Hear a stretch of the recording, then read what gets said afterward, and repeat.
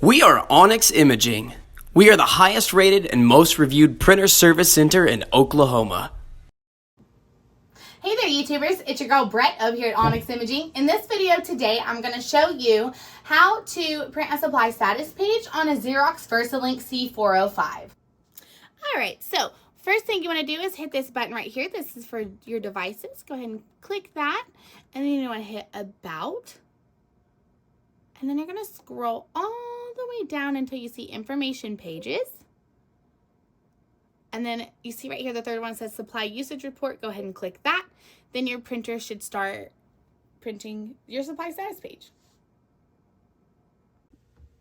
Alright guys, so you have successfully printed your supply status page on your Xerox printer.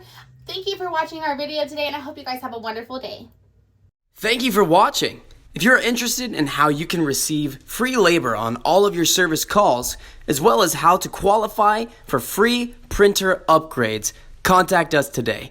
We are here for all of your printer and office supply needs.